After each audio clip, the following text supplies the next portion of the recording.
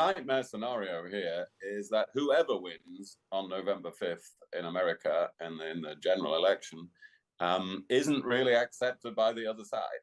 That each side thinks that the other had an unfair advantage or rigged it. And that could be a crisis in American democracy and legitimacy that makes America turn in on itself, which is a disaster for the world. So this is a very bad start, really, to the election season of 2024. Donald Trump has won more than half of the votes in Iowa, 51% of the Iowa caucuses, which is a massive, massive victory. He used his victory speech to also remind us he's still not over losing that 2020 election. I go to a lot of courthouses because of Biden, because they're using that for election interference. And it's on things like election. And I don't know if you know, but they did polls tonight on the election of 2020. Do you believe it was honest or not? 82% said it was not. And we can't have that. William Hague, what do you make of again, we are kind of projecting into the future here. He becomes the Republican candidate and possibly becomes, for a second time, the President of the United States of America, Donald Trump. Is that, I don't know. How do you feel about this potentially the second time round? I feel terrible about it. It's very big. What's happened in Iowa, it's very bad.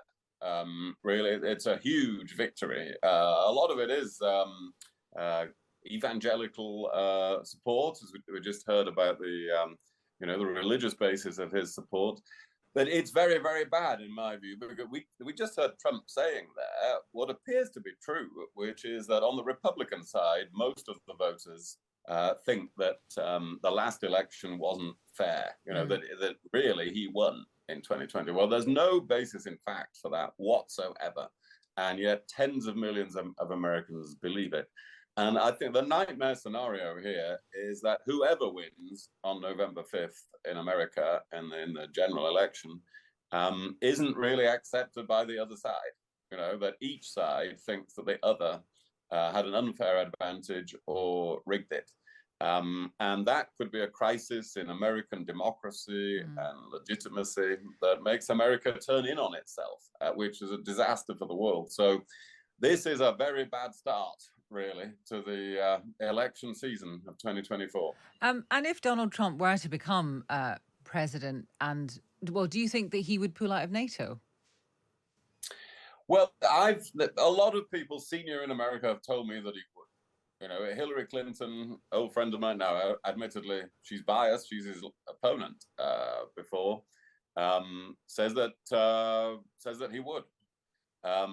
And also John Bolton, who is a very right-wing foreign policy expert who worked for him as national security advisor, says that he would actually pull out of NATO.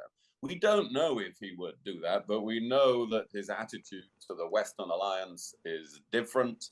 He doesn't seem to have any empathy with the situation of Ukraine.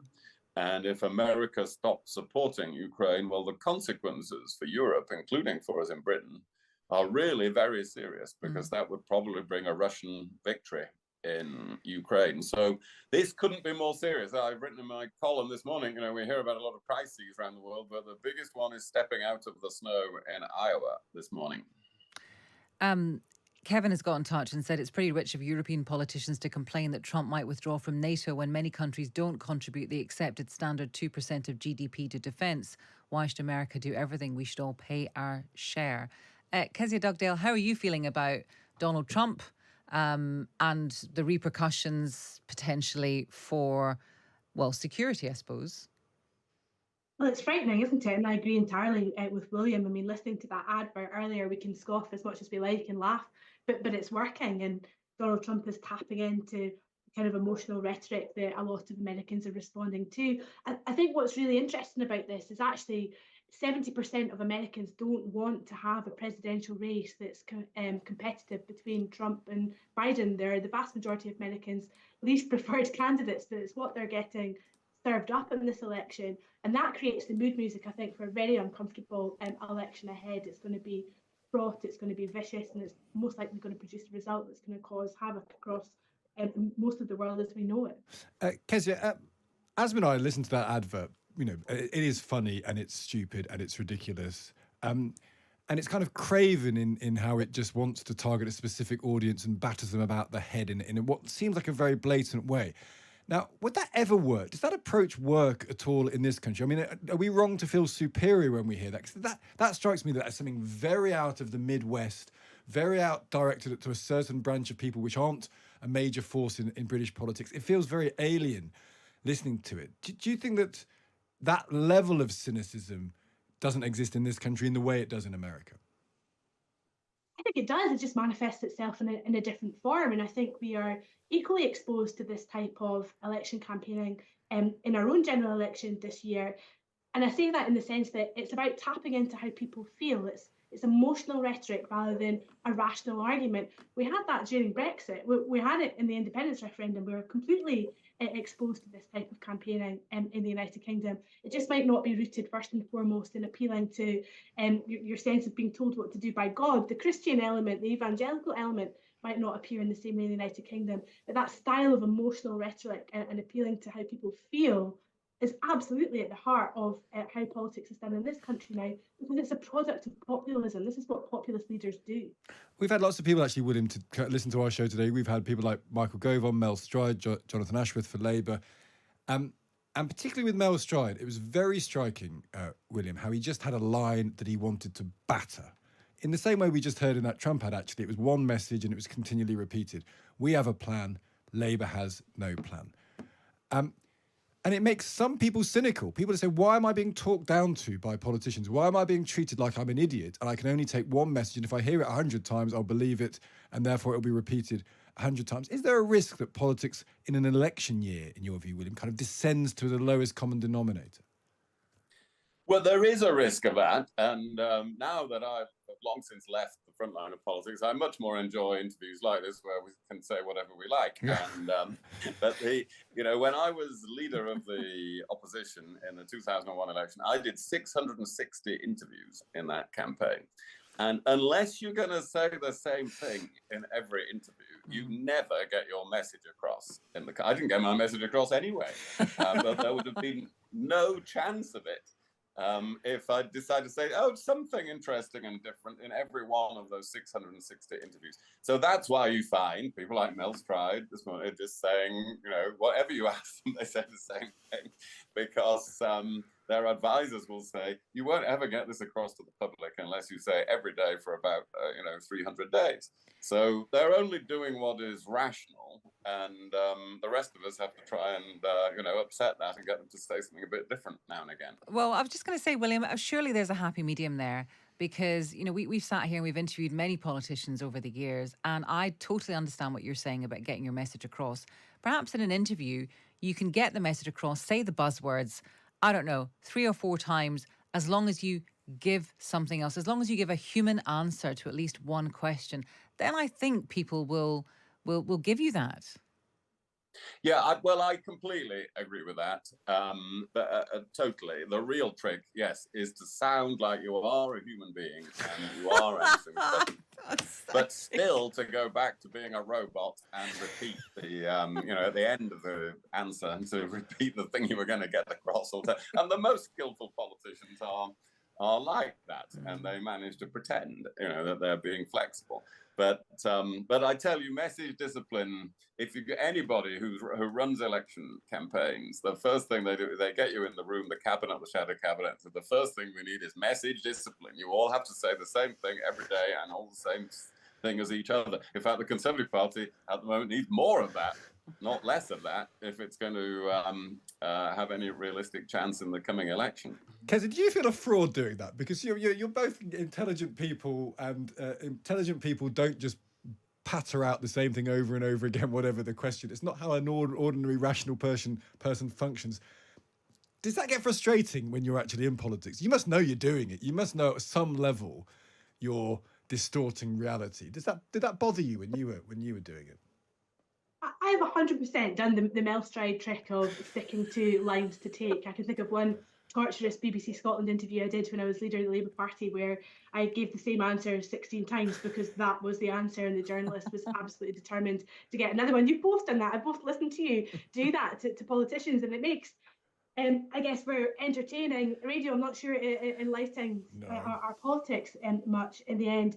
But look, I think you just had the right balance from Michael Gove there. I think he's a class act. There's much of which he says that I utterly disagree with, but the way that he communicates, I think, is really, really impressive. He sticks to the line to take, but he always offers you a little bit of himself, and he always surprises you a little with some of his remarks. I think that's probably the way to do it, rather than a religious lines to take approach you see from most people. Yeah, and that's probably right. And how you do that balance is an interesting one. Now, William Hague, can you be the deputy chairman of the party, Lee Anderson and Brendan Clark-Smith, and vote on amendments the government doesn't want to see, and then even vote against the government when it comes right down to it? Well, both things have happened. That's why you're getting all these evasive answers from the people you've interviewed this morning. I think there have been previous occasions where people who are party officials but not government officials have voted against the party line and not been sacked. There have been other occasions when they have been. And that means that Rishi Sunak and his chief whip have some freedom of manoeuvre on this. And I'm certainly not going to make that job more difficult. You know, they've got enough. Rishi Sunak has enough on his plate this next 2 days without me saying, oh, you should definitely sack these people or not sack those people. He just has to be able to persuade them or cajole them with, whatever means at his disposal. But if he can't do that, that's the question. You're absolutely right. He's got to cajole them. But there's a point at which the cajoling ends and they either vote with him or they don't. And if they vote against him, then something has to happen, doesn't it? Well, but there's sometimes a subtlety to politics, and you don't want to always announce on the radio what you're going to do if somebody doesn't do what you want them to do 2 days later, because you're actually trying to persuade them in the meantime rather than drive them into a corner. So there are perfectly good reasons why people don't answer these questions in advance. And, here we are doing exactly what we were talking about earlier. I'm now going to say what the main point is, I think, which is that Rishi Sunak has a good record on migration so far, and it's obscuring it that his own party are arguing about it.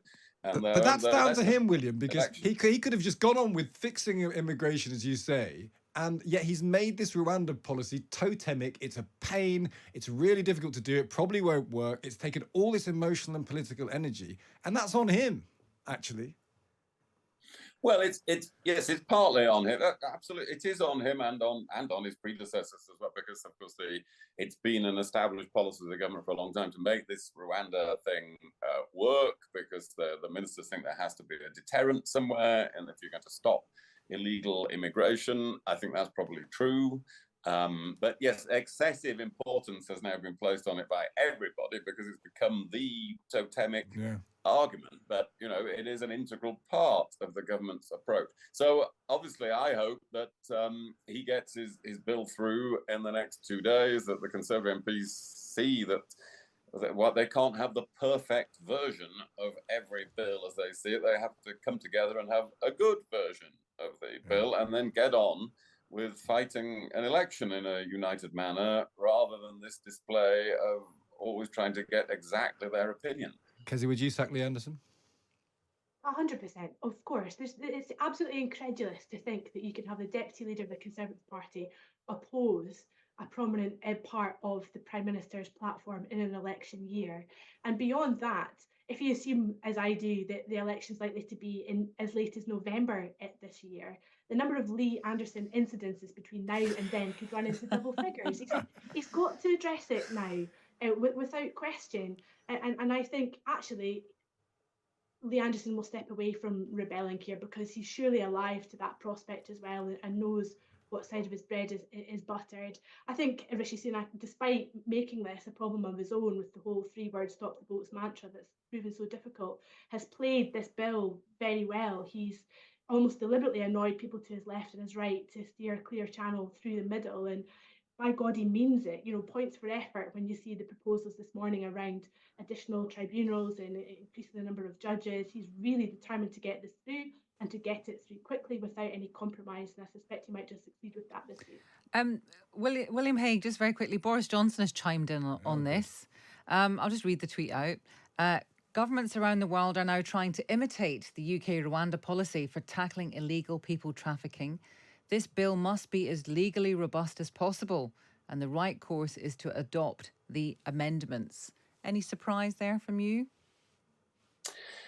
Well, again, I would say the same thing. It's if everybody insists on their amendments, they end up with quite a mess, because if all the, as I understand it, if all the amendments were carried, not only would it be less likely to have the cooperation of Rwanda, so the whole policy comes into question, it would also be much harder to get through the House of Lords. So realistically, pressing for the amendments is not really in the interests of the policy. Boris Johnson is right that other countries are now looking at similar things. So we will find over the next few years more and more countries doing this sort of thing. But you have to just make it work practically, not torpedo it with amendments.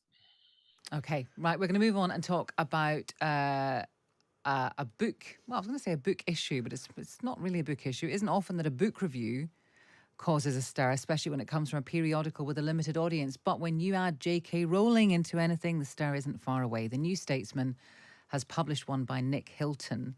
And we're just going to, this is a bit of it. J.K. Rowling has transitioned from national treasure to liberal pariah, alienating her largely left-wing millennial fan base with gender-critical politics.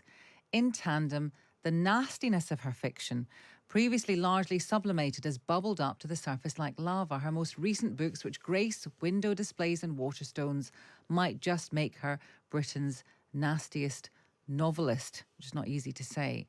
Kzia Dugdale, is it possible to be critical of someone's opinions separately to their actual work, or are the two always related, do you think?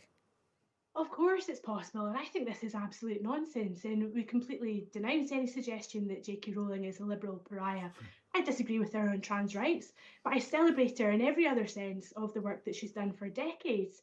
She's a real champion of women. She's a real champion of lesbian and gay people. Okay, the whole community might not agree with that, but there are plenty who will applaud her for much of what she's written about over decades. And she's a huge supporter of many arguments, debates, campaigns on the left that seek to progress social justice in this country. And if we're going to start suggesting that our books are nasty because they have elements of crime or violence in them, then I hate for those people to, look at the top 100 books read in the country, each year. We are awash with crime fiction. I love it. I'm sure you love it. We all enjoy it. Why single out one woman and say, well, she writes bad things, therefore she's a nasty woman? That's the dangerous argument here. William Hague, do you think that J.K. Rowling is a liberal pariah? No, well, I don't think so. She's a great writer for a start, and she's clearly become a pariah with some people because of views on trans issues and so on. But there are many of us who would call ourselves pretty liberal. I'm a liberal conservative, really, in many ways, and she's not a pariah with me. Because I think we shouldn't be cancelling people because of their views, but also she's one of our greatest living writers, and I think this review is very unfair to her personally. Yes, there's lots of dark nastiness in her books. She invented Lord Voldemort, for heaven's sake. And but what do they want her to do? Just write nice, cuddly bedtime stories for little left-wing children? So I think this review is completely. That's a great, William. Here's an idea. How many Harry Potter books have you read, William? I have read all the Harry Potter. Have you? Oh, look at that! Despite being a grown-up. And that is the skill of J.K. Rowling, right? Because children want to read it, but let's admit it, about half the adults in this country have read those books and hugely enjoyed them, even though one or two in the middle were a bit long. Yes. But, she did get long. Kzia, how many have you read, despite being a grown-up? All but the last one. I made up for that with some of her other books. Yeah, exactly. I also just think on this. I've not read a whole J.K. Really? Harry Potter, but my daughter, I think the fourth or the fifth, which was just defeated her slightly. Yeah. Well, the idea is the person who's read the first one grows up with it, and then they get darker and darker and older as they go along. I've read the first one. It strikes me also that she will not be remembered. I don't know if you agree with this, Kzia, because you don't fully agree with her on the trans stuff. You often hear liberals say this. She's going to be remembered, first of all, for her views on trans rights. And it's rubbish. She's going to be remembered for being one of the great authors of the century, the centuries she's written in, and also one of the people that got children reading. That's going to be the first, second, third, fourth, and fifth paragraph of her obituary. I would think. Don't you think? I think it's more than that. So, let's not forget she wrote these brilliant, books, read the world over, hundreds of millions of copies, as a single mum in a cafe in Edinburgh. I mean, her life story is incredible. She is a champion for women, and that can't be lost beyond, the brilliant work she's done as a writer too. Yeah, it's also those actors who basically weren't overburdened with talent and then basically got given got a ticket to the gravy train for the rest of their lives because of J.K. Rowling, and now they don't talk to her. I think is ridiculous. But that's maybe another argument for another day. Before you both go, William Hague, do you take probiotic shots? Do you care about your gut health? Are you one of those faddish men? I do care a lot about gut health, but I don't take shots. And it's not a bad rule never to eat anything that says it's good for you on the packet. And just stick to, if you want good gut health, eat some nuts, eat an apple, eat natural food, not processed food. Yeah. And stay away from things that are claiming to be healthy for you. Yeah. Would you have a shot of something for your biome, Kzia? Not for the biomes, but I'm all for the ginger defence juice at the minute. Anything to get rid of this cold, which has plagued me for 4 weeks now. Send help. It's probably not working then, Kzia. When did you start taking the ginger thing? 4 weeks ago. The same time I got the cold, yeah. I think anything that's got defence in it is also obviously crap, isn't it? We're all cynical, and as it probably happens, we're probably right. Kzia Dugdale, William Hague, great to speak to you as ever. Always interesting stuff. As we get closer and closer to the election, I think their perspectives are going to get more and more interesting as we try and unpick. Can you unpick spin? What do you do to spin? Unspin, don't you? Yeah. Steady's down. Steady spin. There you go. I'll come up with something better. That's enough of that.